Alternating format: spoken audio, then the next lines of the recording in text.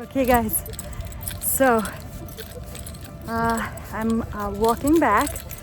I decided to turn around and go back because the forest is so thick, dense, and dark that I said, you know what? And it was such a long distance to get to the beach where I think the mushrooms would be, because they wouldn't be in such thick, dense forest. And I thought, no, I'm by myself, I'm not gonna go. And I'm definitely gonna grab a partner, a mushroom gathering partner, to make that trip together. So for now, I'm returning back to the car through the crazy dunes, and probably going to the spot where I was yesterday, or maybe just going down towards Brookings and looking for chanterelles. Let's see. I have time to think about it for now, until I get to the car. Checking out, knowing out. Bye.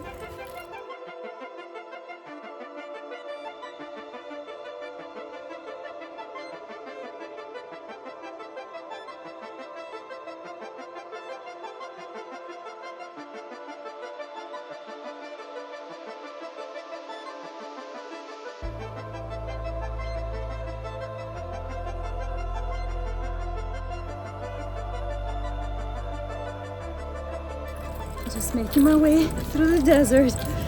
Oh my goodness. This is a fantastic place. Very, very different from any other hike I've ever taken to find mushrooms. Wow.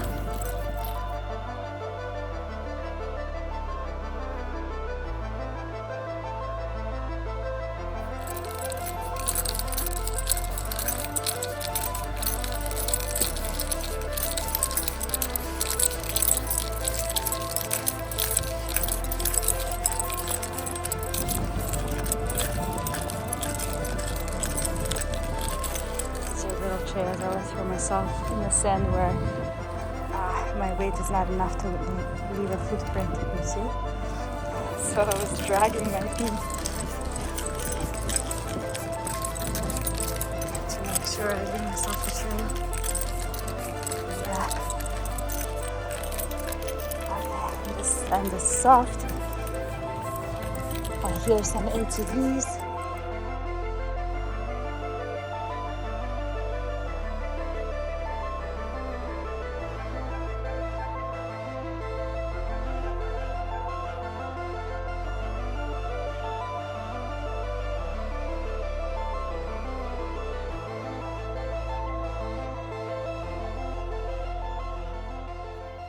I'm so happy to see my car. Whew. This was a very challenging hike. I made it back to the car, and as I got into the car, I saw a commercial mushroom forager that I already met before heading in that direction. I should have gone, probably, but what happened was I saw a bunch of cat footprints while on the dunes. I would follow, like, you can see paws like dogs with next to their owners, meaning the footprints. And then all of a sudden I would see like the dog going all the way to the top somewhere, and then there are no men footprints there and nothing is coming back. And then I look, and those footprints have big claws on them, so some sort of a cat. And I know it's not my cat Rosie, because she's not with me this time. So I decided, going through that dark forest on my own without anybody here, I decided not to go. And then now on the way back, I met a couple who was heading that way, and then the forager was heading that way too. So but you live and you learn. I feel like I made the right decision. All in all, I hiked for exactly 2 hours through the dunes, and it was 4 miles, so 2 miles there and 2 miles back, and I was pretty much halfway, not halfway, but there was like probably 1/3 of a way left to the beach through the dark forest. So yeah, I'm gonna head back to the other spot. Let's do it. And maybe I'll retrieve my tripod. Hopefully I'll find it, and that way I don't have to get a new one, and that way we're not leaving anything behind, right? All right, let's head there. And we're back to this more accessible spot. Here's that candy cane flower, all dried up, but a good indicator of Matsutake because it parasitizes Matsutake fungus. Ooh, look at this huge mushroom. I think this is another manzanita bolite. Oh yeah, it is. Look at this giant. How beautiful.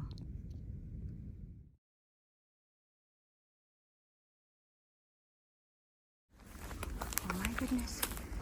Oh no, I thought I found them. I get so excited. These are not matsutakes. Okay, let's continue looking. Lots of mushrooms here.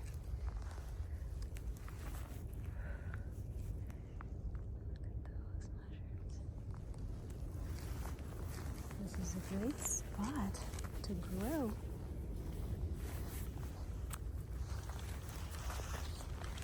So I'm sure we're gonna find some soon. Very beautiful. Oh, look at this beautiful family. Oh wow.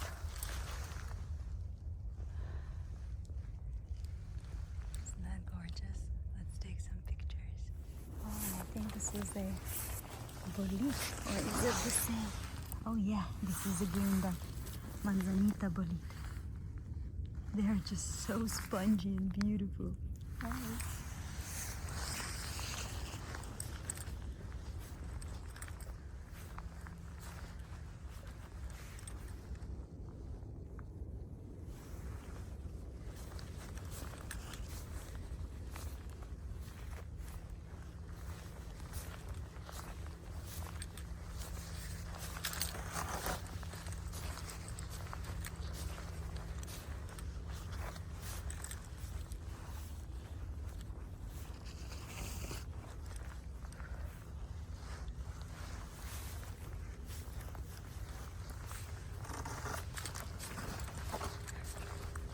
Wish me luck, you guys.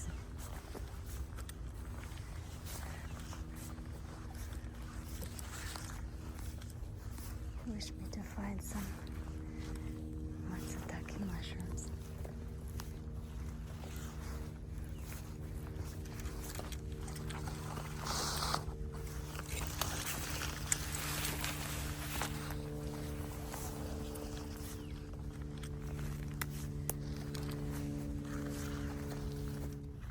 Luck is on our side, guys.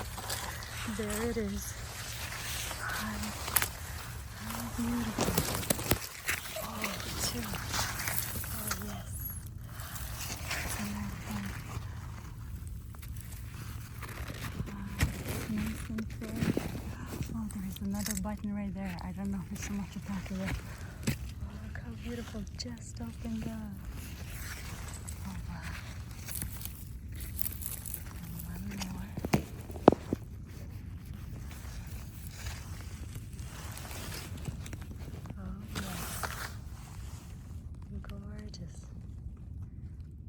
Look how beautiful they are. Isn't this magical? Thank you, dear tree. Thank you, dear forest.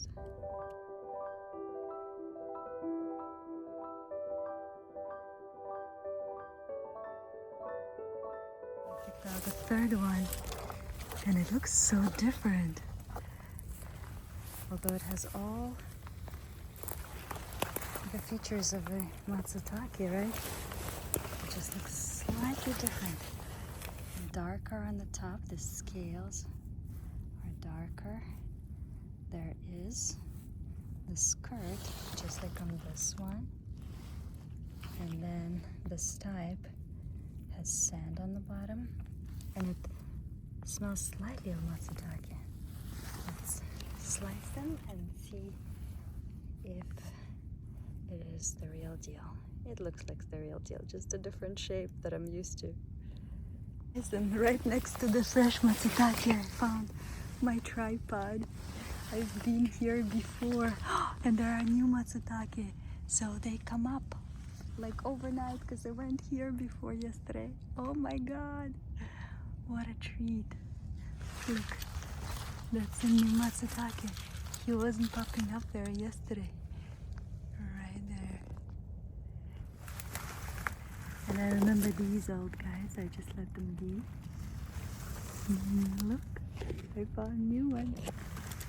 So this guy literally popped up from under the duff overnight. I found another patch. Somebody has been here before, pulled them out, but there are the new ones right there. And I think that commercial pickers throw out. Well, this one is older, yeah. I'm going to leave this one be. And then there are a bunch just thrown all the way around. But I see brand new ones over there. Somebody just tossed them. It's soft inside.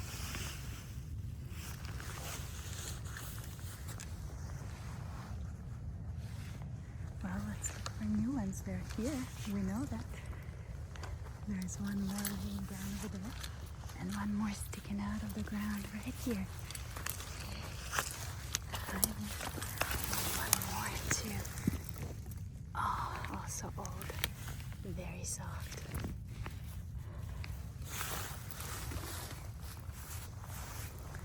So, this patch has fruited earlier than the others that I have found. This one is also soft. Well, let's go further and found younger patches, younger fruitings. I believe they will flush a few times. And we are bound to find the ones that are fresh in here. Just as I said that, here we are. Very gorgeous. Oh, this one seems fresh. Oh yeah. Just started releasing its spores right there. But it's totally fine for my taste. For our soup, you are perfect. And some more. Look at this one. Ooh, so beautiful. Wow. And there are more. Let's pick them all up and see. This one is soft. Ooh, this one is done. Thank you, dear. There are more over here in the bushes. Oh, that one is down. This is beautiful. Let's clean them up. Found another patch and this beautiful mushroom. And then I'll show you. Commercial pickers throw those out because they're not new, you see. They're just here. But then I see one more sticking out right there. And then there is some trash. Of course, bottle, which we're gonna pick up. Found a whole beautiful patch of Matsutake growing out of the moss here. Look. And those right there are Matsutakes, and then there's one more big one right there. Oh, and there are more. And those are not fresh, but this one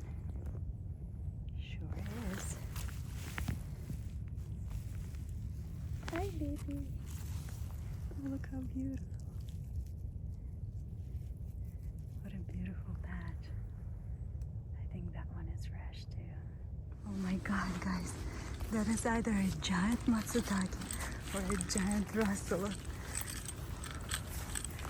Which one? Or a giant Russell?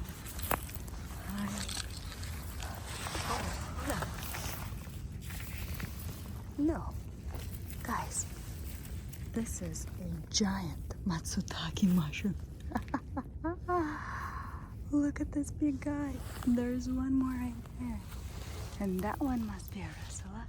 Oh, there's a whole patch of them right in the grass here. Oh my god. Right there too, and right there. Oh wow, what a great spot. Oh my god. Look at how big this Matsutake is. Oh, wow. And he's firm and completely fresh. This is just oxidation, and the color of the spores is because it started releasing its spores. So the gills look a little bit darker than white, but it is firm. This is how big this Matsutake is. Wow.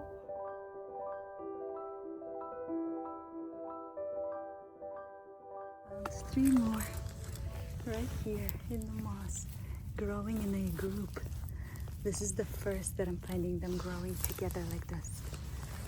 Look at this family growing together. They're old, but it's good to know that they can grow just like this. In the grass, on the sand, in the moss, everywhere. Guys, so I'm on my way back to the car and I am tired. My legs are fatigued. They're soft and they're just like going because we're going down the hill. They're just stuttering and my body is following. So thank you, legs. I walked all in all, I don't know how many miles just now, but probably close to 10 miles today in a very challenging terrain, sand dunes that is, and then some elevation gain, going over the hills, down the hills, up the hills, down the hills. Woo! I am so happy though. I found beautiful Matsutake mushrooms, and I know people are looking for buttons, but I don't care for that at all. I like when the buttons just open. Those are my favorite because you can really smell the cinnamon from underneath the gills. They're beginning to release the spores. I'm assuming that the veil opens up when the spores are ready to be released, and that is my favorite type of Matsutake. And I found a couple of those. I found a couple of ones that have already been releasing their spores for a little while, so their gills look a little bit darker, but I like those too as long as they're firm and bug free. No problem. They're delicious. I don't know who throws them away. That is so strange to me, because they are maybe just as delicious or more delicious than the buttons. So I did great, and thank you to all of you who were rooting for me.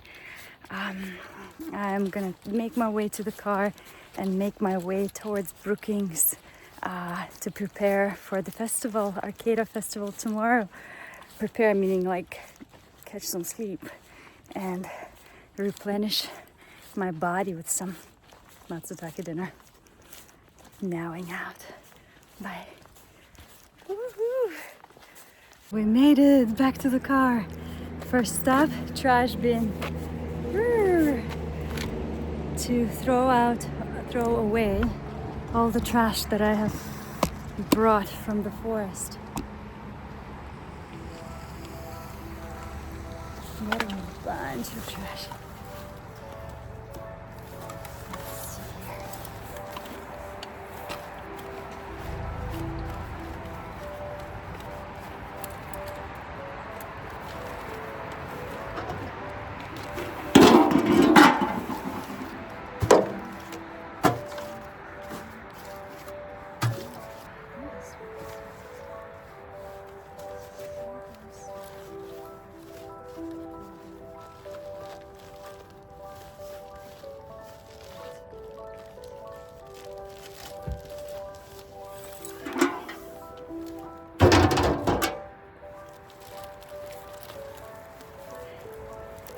got my carrots.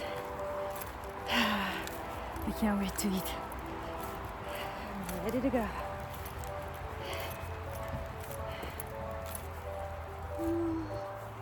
Car, sweet car. Here we are.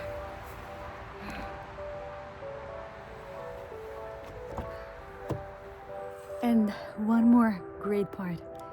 I found my tripod. Whoop whoop. Meowing out.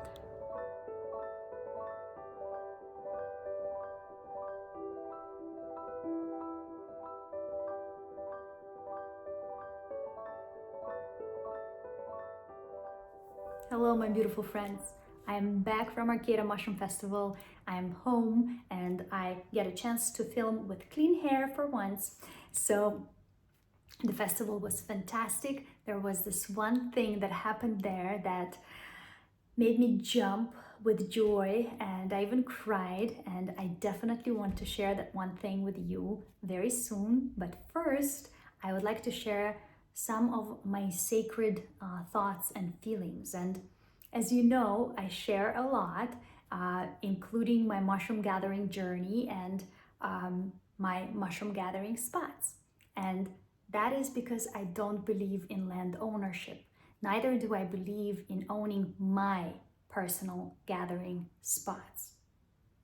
That said, I respect those who do, because that is where they are in their awareness, in their understanding, in the way they view the world. That is their sacred inner spiritual journey reflecting itself on the outside, and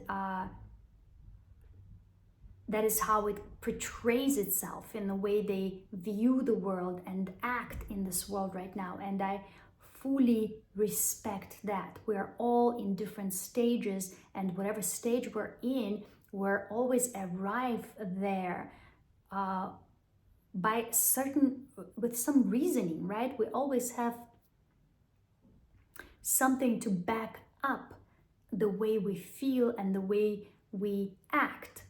And most of us are doing these things because this is something that we truly believe in inside.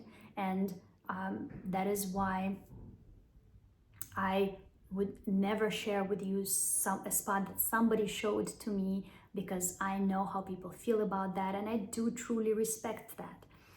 That said, I am aware that this land was stolen from its original inhabitants.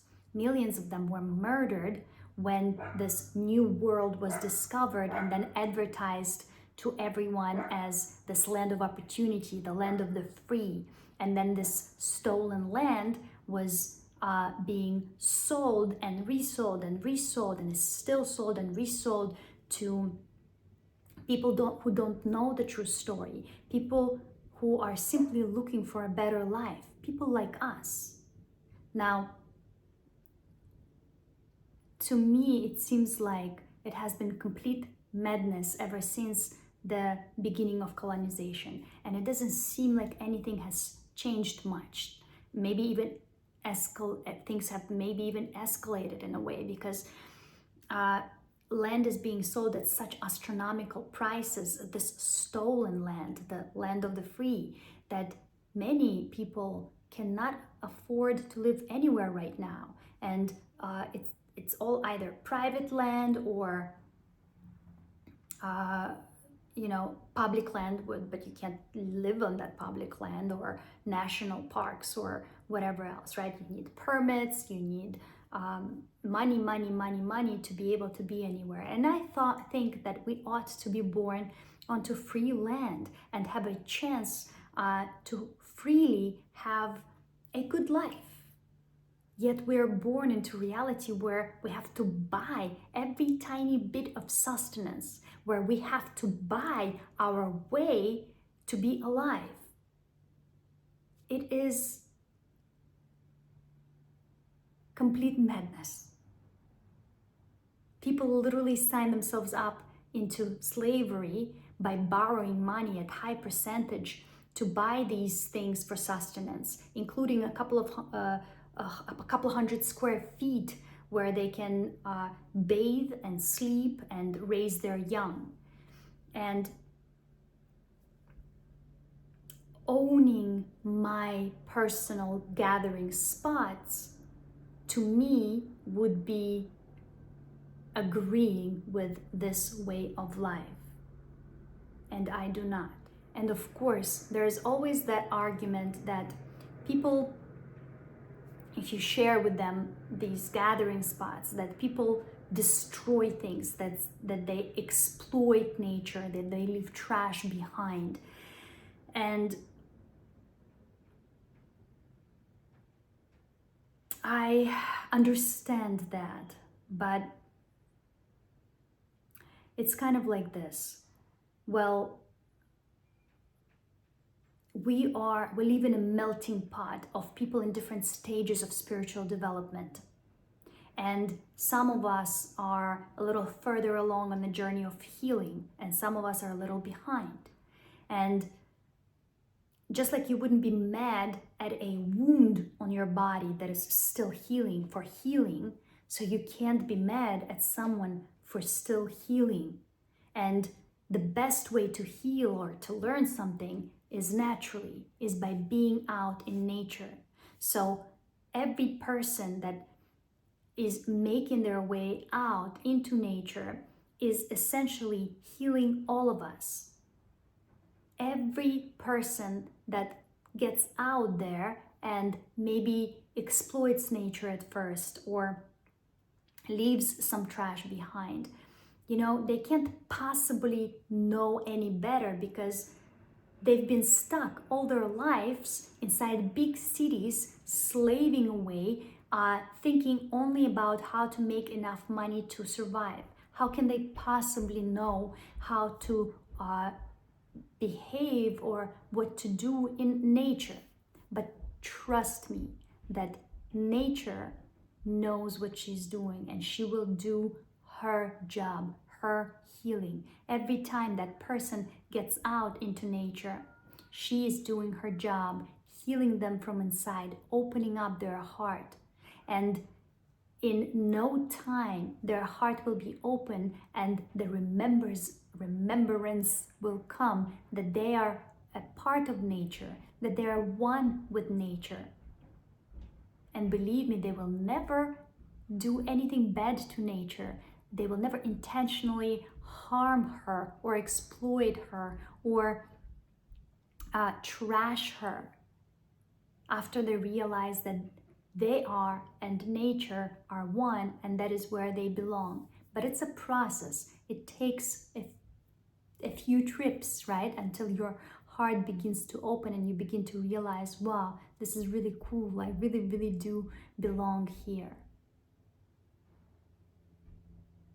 So for those who have gone through this process, we simply have to be patient with those who are still in the phases of not seeing that nature is sacred and that you have to take good care of her, and she will take care back of you. So patience, a lot of patience is required, but that doesn't give me personally the right to keep something secret. It's sacred, it's not secret. And mushroom gathering is a great motivator to motivate people to get out into nature.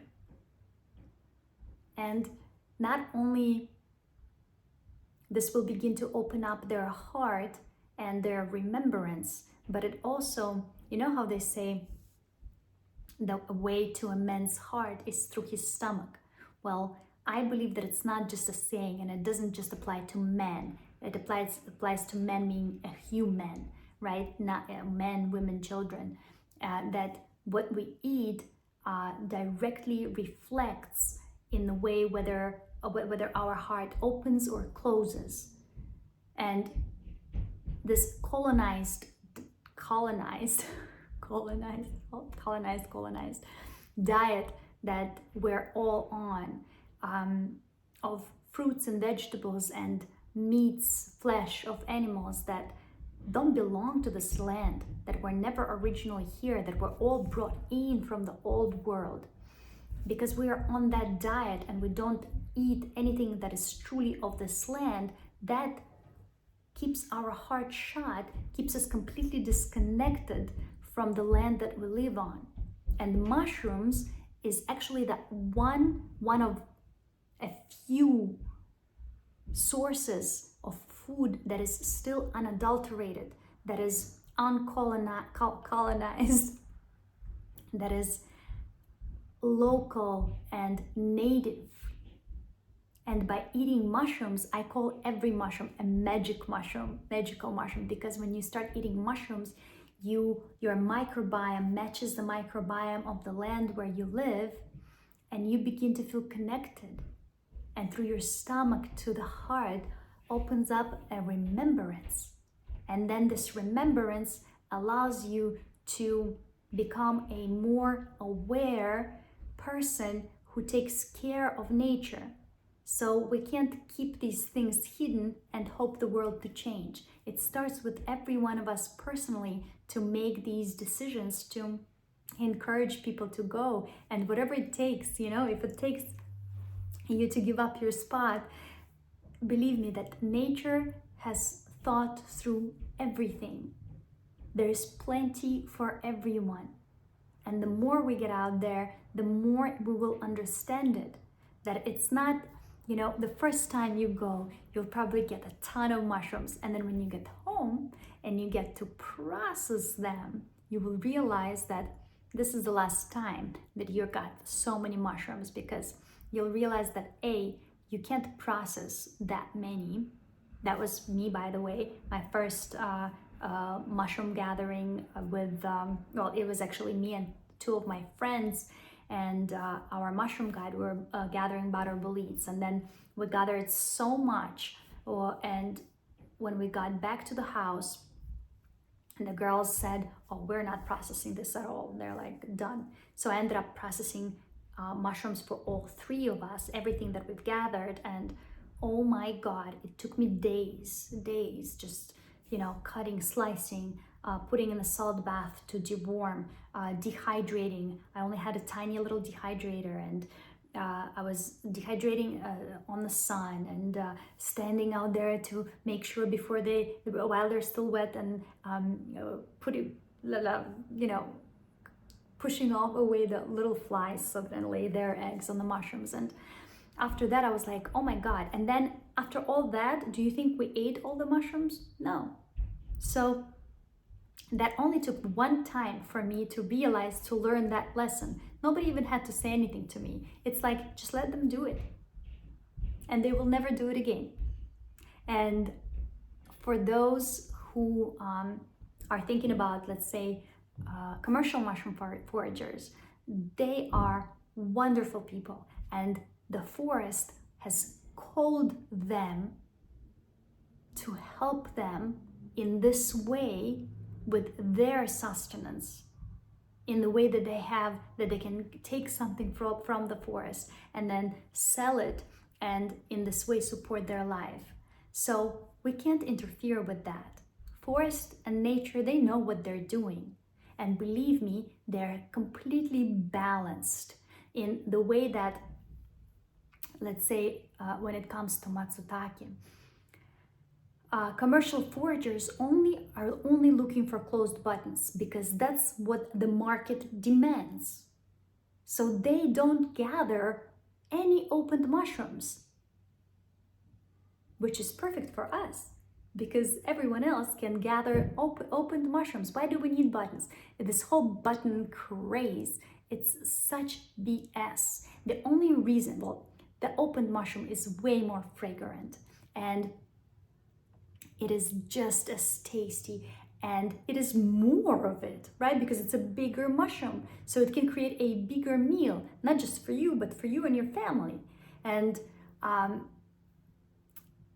the only thing about that I could think of that is different with the bigger mushroom is that someone could think is that it might get buggy when it's bigger, but it's not true with Matsutake. Matsutake actually gets buggy when in button stage, it doesn't matter whether it's big or small. You can have a huge mushroom, which I actually gathered this huge mushroom, which was completely bug free. So bugs just didn't get to that one. And then I would find buttons, and I tried to pull out one button. I found it and I didn't think it through, and I tried to pull it out, and the cap came off, and it was just full of bugs. So everything is balanced when it comes to nature. It has created this magnificent interaction, this magnificent dance between the forest and nature, and we're welcome to join in if only we learn the steps and tune in to their rhythm instead of dancing to the beat of our own drum. But that requires us to actually go and be there. We can only learn how to be in nature by actually practicing it, by being out there, by learning the steps to this dance of natural life. So my stance is very strong. I am completely fine with opening up all the information that I know and simply asking people to remember that, if you're into this thing, then we are like fam, right? We're both, or all of us, we're called towards the same thing. So let's treat each other as a team, as one big family of people who are finally getting out there and foraging for mushrooms. And let's remember that as a family, we have to support each other instead of take away from each other. So when you're going out there to forage, do it by the rules. You're allowed to get 6 matsutake for personal use every day. Go out for 3 days like I did. You're gonna get 18 matsutake. It's gonna be over the roof for you to stock your fridge and to freeze some and to cook some fresh and to dehydrate some. Plenty. And if you have 1 day, bring your kids, bring your nephews, your nieces, and they can get 6 and you can get 6, and there we go. It's perfect. And know that if you're taking more than that, then you're probably taking away from somebody's sustenance, right? Someone who is just like you, myself included. So why do that when we all are a part of one? And as far as the buttons go, just leave them behind. It's really not that challenging. There's plenty of mushrooms, and then come back to it. And if nobody picked the buttons when they're already opened up, pick them, right? But maybe they'll go to someone who really needs the buttons, which are the really cool people that are working very, very, very hard to gather these mushrooms, because these hikes are not easy, and there's all sorts of interesting things that can happen. And they're literally putting themselves on the line with the weather and the wildlife, and making their way out there into the forests, and with the break of dawn, walking so many miles to get a couple $100, and if because I've seen those guys walking out with like a quarter of a bucket of buttons. So let's respect each other on that. Let's support each other. Let's be that community that really truly does that. And now a little bit about that thing that happened during the festival. And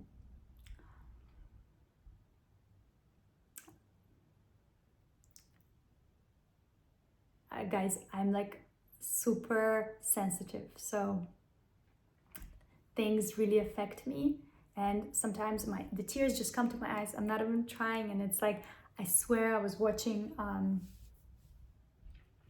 car race show and crying just because of the energy. I feel the energy so much, and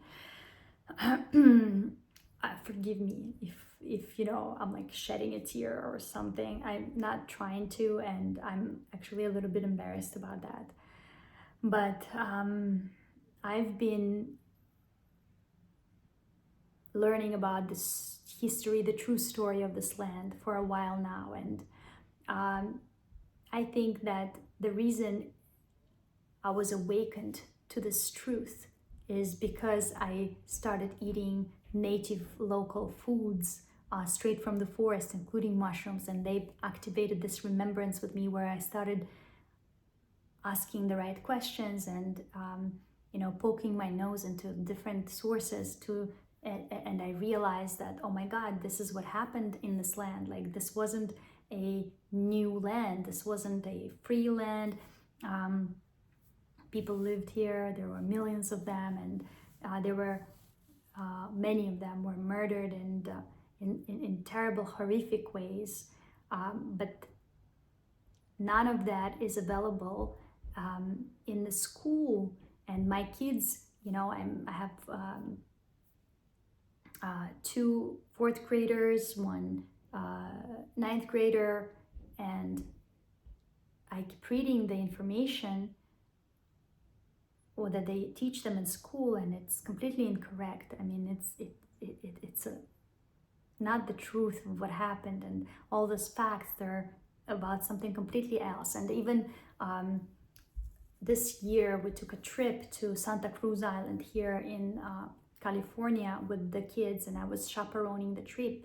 And Santa Cruz Island is a homeland of the Chumash people, and I was so excited. I thought, oh my God, they're gonna tell us, all the wonderful stories while we're on the trip about the land and its original inhabitants. And there was not one word that was said to the children about who was there before colonization happened. They were talking mostly about the plants that were brought in onto the island and how these plants, like some sort of grapes there that are so good for Zinfandel. And I'm like, well, what about the native plants? And I was so excited for the kids to hear about the story of the Rainbow Bridge. And I didn't tell them the story of the Rainbow Bridge. Look it up. It's a beautiful story of how Chumash people traveled from Santa Cruz Island to the mainland. And I decided not to share it with my kids for the longest time because I knew they were going to hear it on the boat going to Santa Cruz Island. So I wanted to keep it a surprise for them, so they're still interested while the stewards are telling them about that. But nobody mentioned any of that. And I was very surprised. And during Mushroom Festival, I went there. One of the reasons I went there was because I wanted to hear Sarah Calvosa Olson speak about the ways that we can sustainably gather mushrooms. And she is a wonderful writer and an activist. She is native.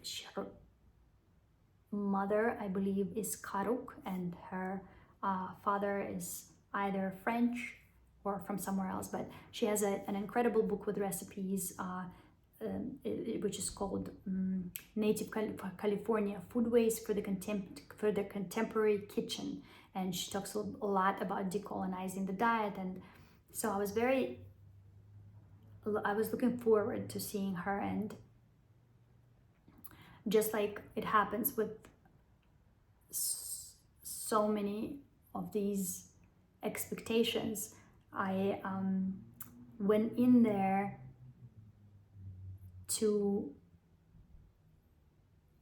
I didn't learn any new way of what I can do in the forest. What I heard is pretty much the pain that all the native people are still dealing with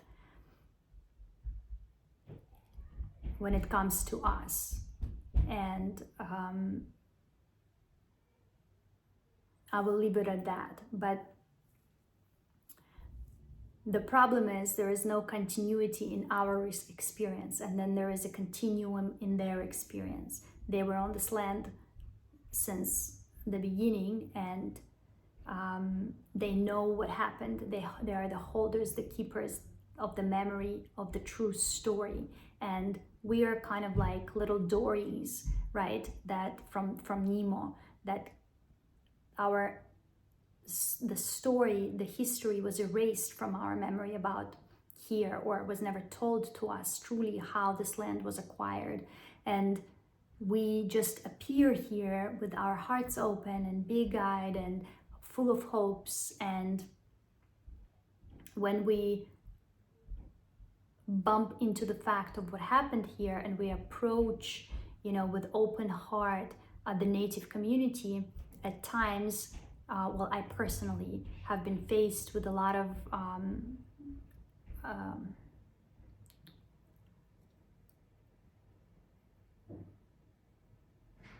they were closed to me because they view me a certain way, because they have the continuity and they see within me somebody who has stolen their land, and occupied it, and is still doing so, keeping them from their gathering spots, like a privileged white girl. And that is very hurtful, because that is not who I am. I don't have that experience. I just stumbled into this truth. And by the way, when people are talking about awakening, spiritual awakening, I think that it is this specific awakening to this specific truth is what we're all waiting for, because nothing will ever be the same when people realize what truly has happened here and begin to honor the original inhabitants of this land in a way that they should be honored. So what happened, I was listening to Sarah Calvosa Olsen speak, and then there was another member of the family of natives in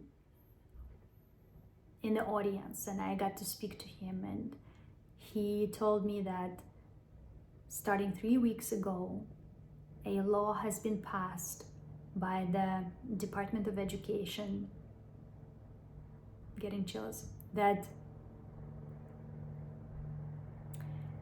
kids have to now learn the real true story of how this land was acquired in schools. So it is now a part of the program. I can read it to you online, but let's let the helicopter pass. I can read it to you online, what it says. Let me see if I can find it. But I encourage you to go and read it for yourselves, because it is a big step towards true healing. Because when you don't know, you just don't know, right?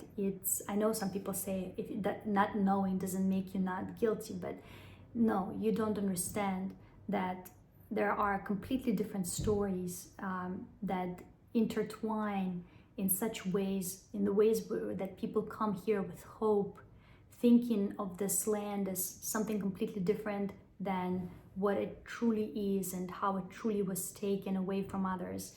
They really don't know, so you can't blame them.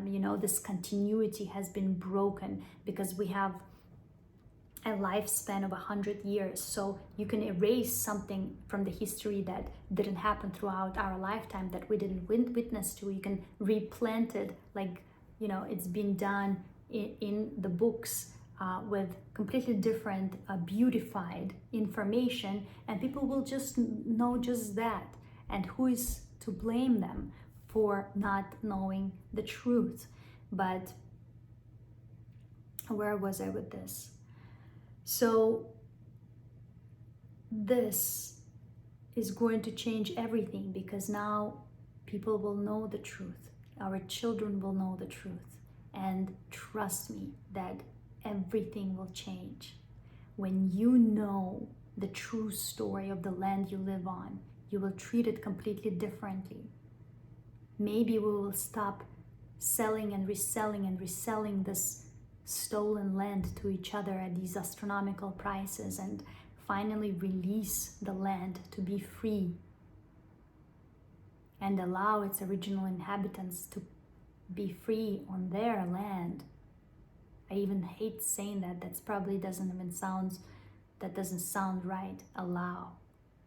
But let the right thing be for all the people who are here now, to finally have freedom to move around and freedom to have a little space for themselves. There's enough room for everyone. And trust me that most of us don't want to be in the big city. We want to be out there in the forest, moving around, having a little small hut on the top of the hill or maybe on the bottom of the hill. Doesn't matter. Just peace and quiet. And we want to have time to be with nature, to